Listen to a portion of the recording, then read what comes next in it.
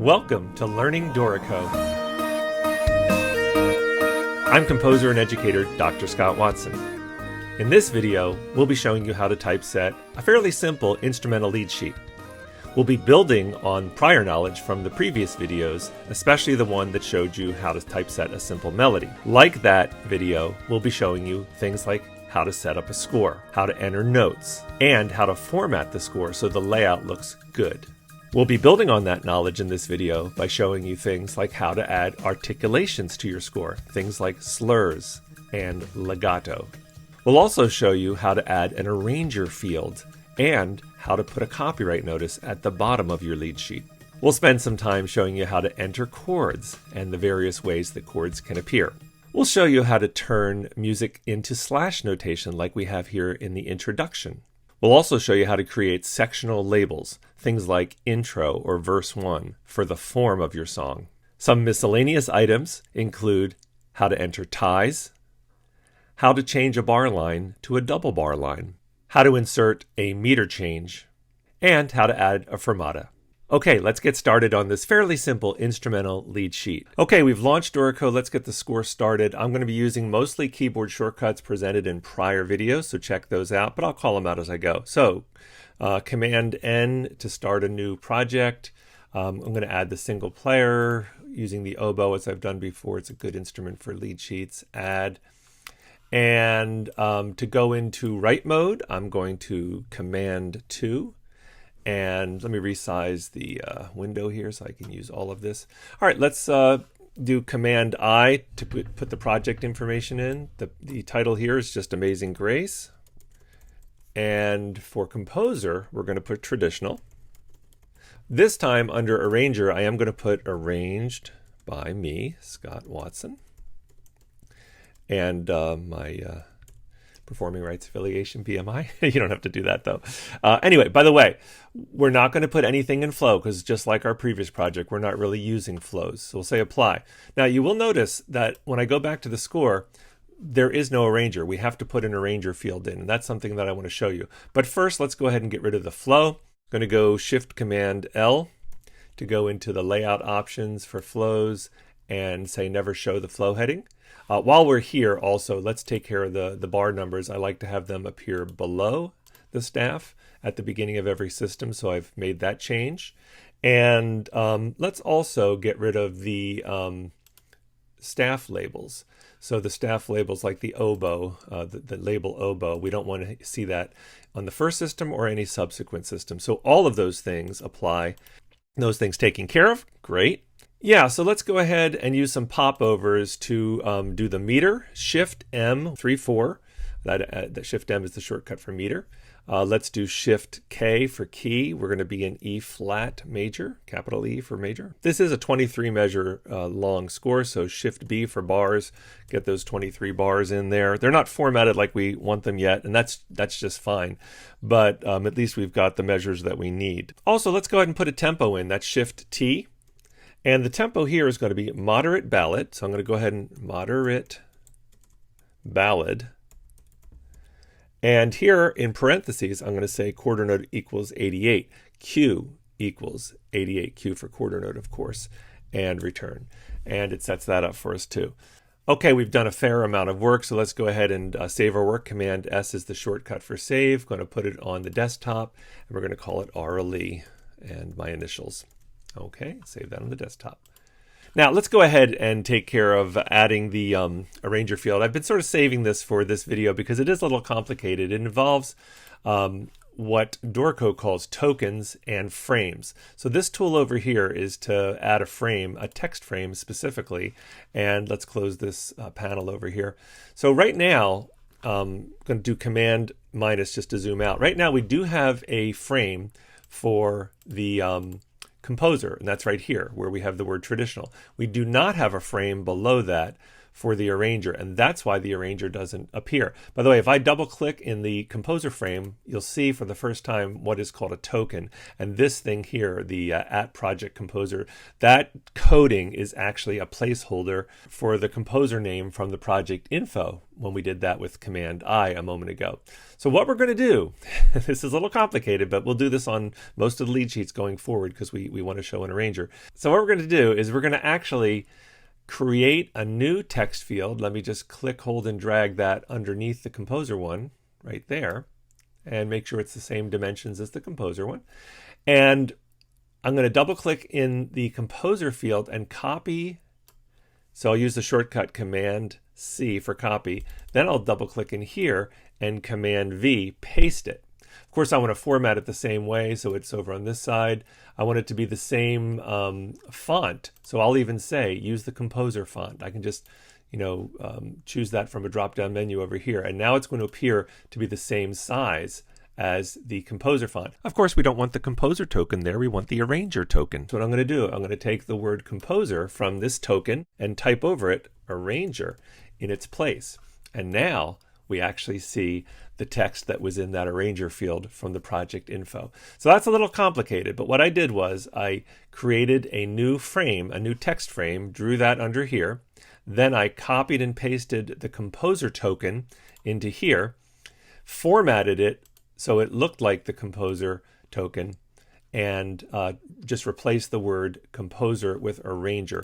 Do that enough times and it becomes quite easy. But notice when we go back to write mode, and that's going to be Command 2, we do have our arranger field. Now I actually want the arranger field a little higher, maybe a little closer, so I'll go back to engrave mode, and what I have to do is sort of resize in frames here. I got to resize this one, so I'm going to drag this up a little bit, and then I'm going to drag this up a little bit, and maybe move the top of the composer and arranger frame. When I go back to write, if it looks the way I want it, then I'm happy. But you can fiddle around with that as much as you want. You get it to be exactly the way you want it. But you have to use the frame tool over here and grab the handles to move them up, and then select the other handles and move that up. So let's go back to write mode, Command 2. And yeah, it looks pretty much the way we want it. Once more, I'm going to save it, Command S, and now we're ready to move on with putting notes in.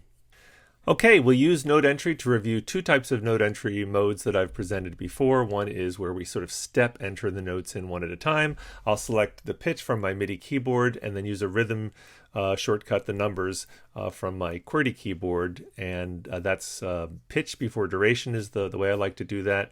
We'll also do a little real-time recording to review that, so if you have some keyboard skill and can actually play the melody in, that's a wonderful way to do it. Okay, let's select measure.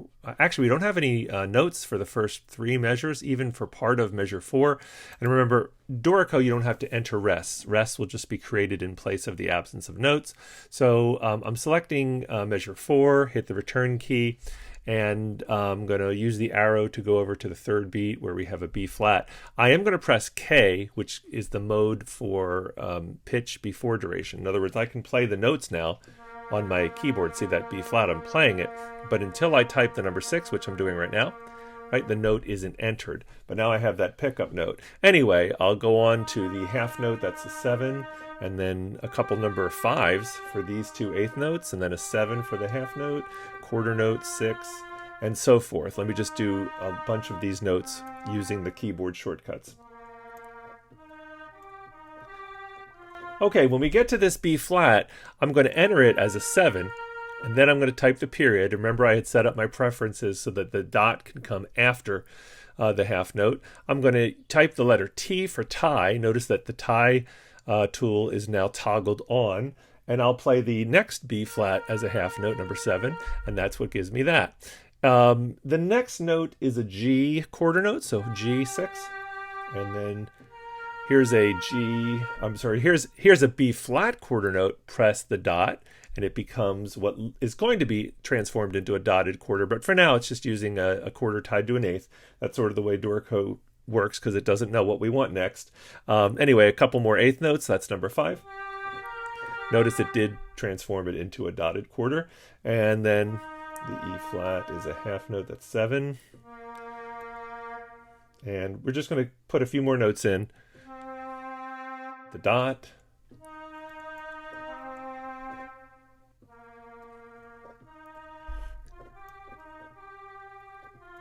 Okay, so we're at the place where we need a meter change, and I think what I'll do is I'll put the meter change in and then I'll real-time record the final measures of the piece.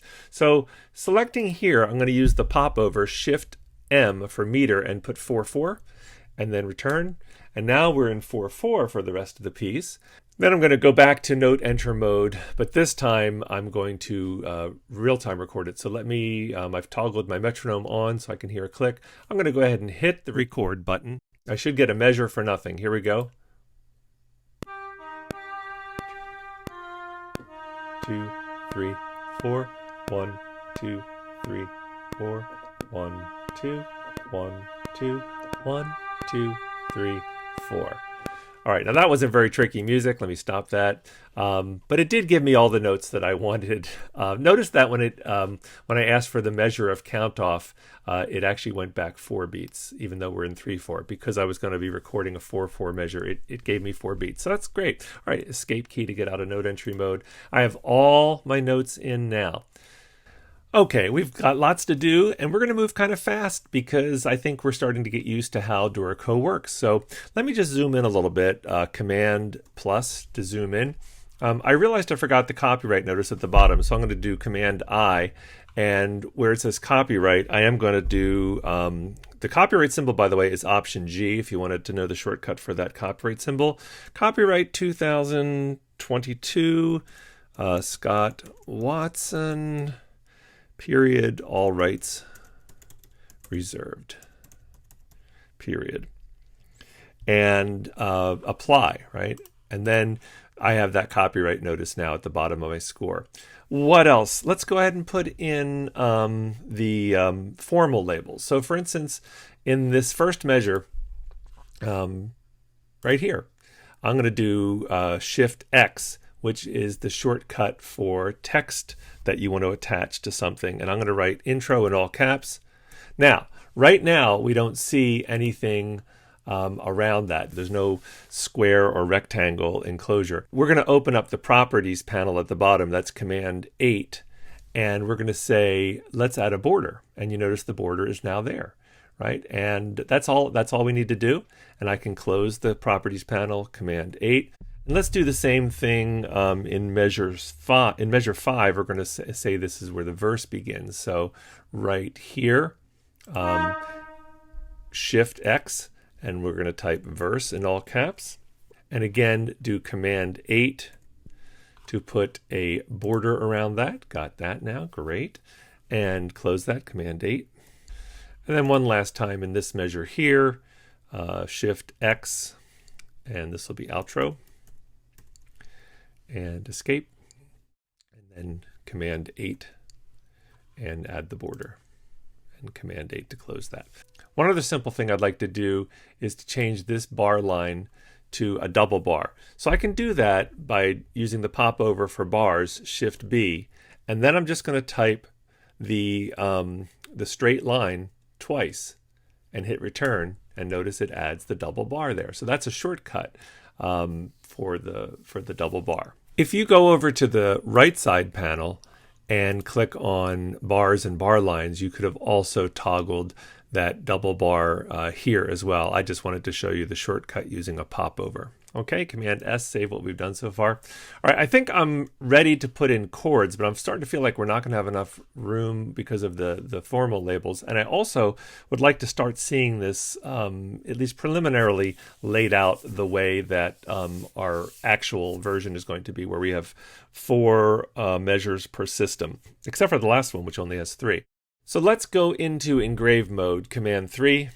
And in the last project, we created some system breaks, and that's what I want to do right now. So right where this double bar is, actually, let's select this, and we'll create a system break there.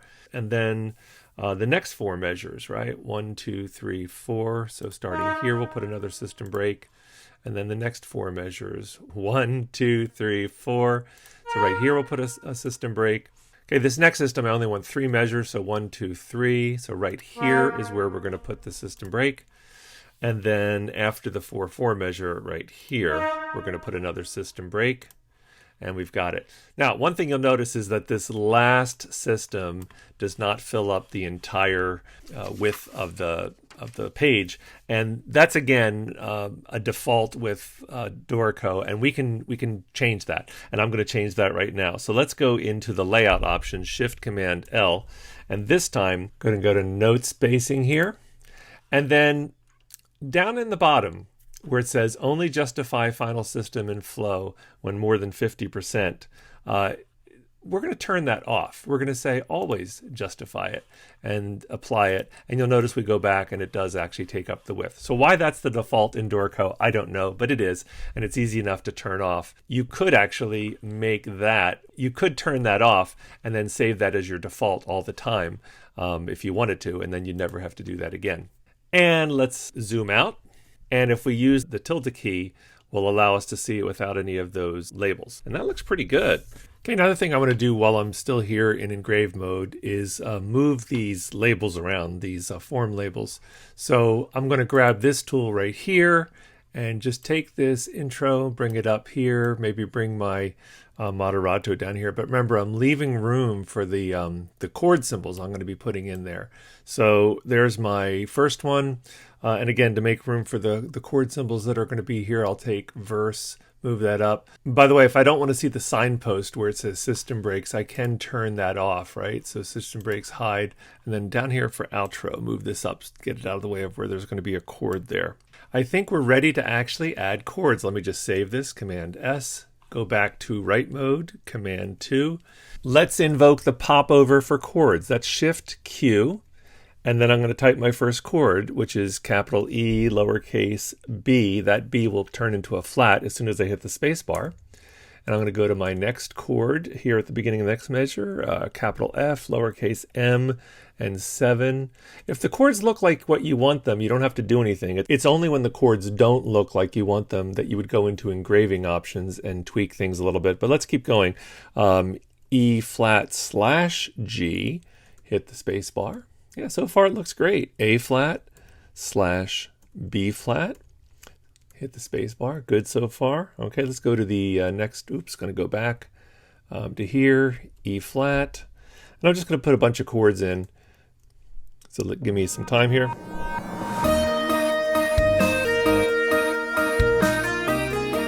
Notice on the second beat, I'm putting a chord here. And then on the third beat, another chord. And Dorico handled that really well, like a pro.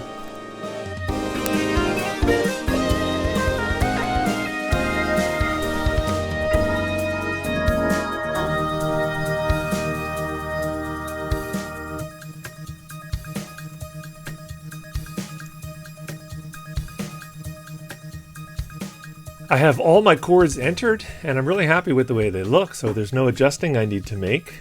I do want to get rid of this last measure here. Select the system track, hit the trash can to get rid of that. Let's apply the / notation for the opening few measures. Shift click up to here, Shift R / and we've got it. Okay, I mentioned if you don't like the way the chords look, be sure to check out the engraving options, Shift Command E, and then under chord symbols, you'll see some things about the way you might prefer chords to appear. So for instance, one thing that we did encounter in this particular lead sheet is the E flat / G chord in measure 6, where the E flat didn't show as a preference in Dorico, where I prefer this. The default actually would not reiterate the chord. It would just show the updated bass changing. I prefer to have the chord also there with the / bass. So you would apply that and close, and you'll have it the way you want it. All right, we're very close to wrapping this up. Let's zoom in, Command +, and put in the articulations. There are articulation tools over here. I'll be using shortcuts. For instance, to slur notes, you can just click on a note and type S. That's the shortcut for slur. It'll always slur to the next note. However, if you had a bunch of notes you wanted to slur, you could shift click all the notes and type S, or you could just change the slur length by dragging the handle. Let's go ahead and put in all the slurs, and then I'll show you how to put in other articulations. So S there, S there, S there, S there, and one more S there. We have another articulation here, a tenuto or a legato sign. Again, we could use the tool over here, but I happen to know that the shortcut is the backward slash to add that. While we're talking about shortcuts, accent is the open bracket and staccato is the closed bracket. Those are probably the two most common shortcut articulations you'd want to use. Fermata can be put in either by opening this panel, holds and pauses, and then selecting the fermata, and that puts it in. And let me show you another way of doing it is with a popover, and that would be Shift H, and then just start typing fermata and hit the return key, and it'll put it in. One thing I noticed is that up here I had the stems up for this tied B flat. If I type the letter F, it'll flip it. So that's the shortcut, F to flip stem direction. I'll do it here, even though this is a place I wouldn't want to do it, right? But F will toggle that back and forth. What else do I need to do? Oh, I need to put a ritardando here in this 4/4 measure. So this is a little tricky. I'm going to, again, I could do it from over here. It's a tempo indication, and I could select the ritardando like that. I also, let me undo that. I also could do Shift T for tempo and type RIT period and then return and then put it in. Now it's obscured by my outro label. Let's go into engrave mode so you can kind of see that. If I drag the outro label up, you'll see there's my ritardando.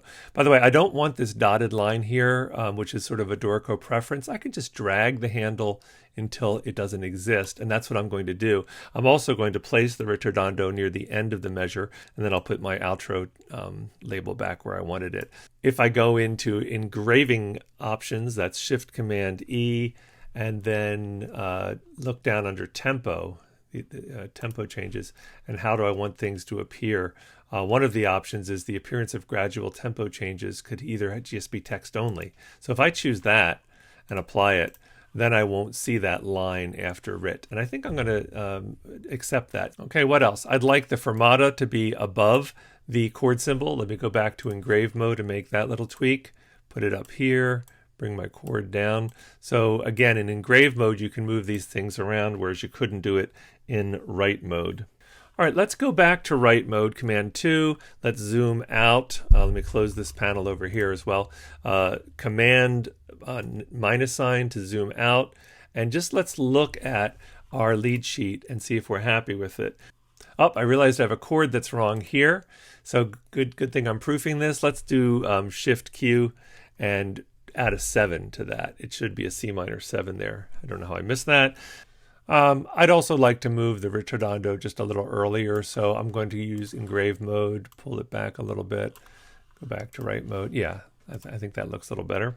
I think we're ready to play it, and if I wanted to see if the ritardando was actually working, let me start it here, type P. 2. Yeah, so it is slowing down, right? One more thing, you may want to hear the chords play during playback. That is something that you can trigger on in the play mode if you click on that, or just go to Command 4. You'll see it looks like a digital audio workstation, and there is actually a track set up for the chords. And turning on this speaker right here is what allows the chords to play back. We could play it here, right? But I'm going to go back to write mode and just select this note here, hit the letter P. Right, so now you hear the piano sound is assigned to the chords plus the melody. However, I'm going to stop that. However, I usually don't use chord playback with a lead sheet, but that is something that Dorico does have a function for. All right, I'm thinking this looks really good. I could also print it, go to the print mode, and look at it there and send it to a printer, or print it to PDF if I wanted to and save that somewhere. So this instrumental lead sheet's somewhat simple, but still introduce some very important things like the slash notation, the chords, and articulations, and so forth. Hopefully this has been helpful. Good luck learning Dorico.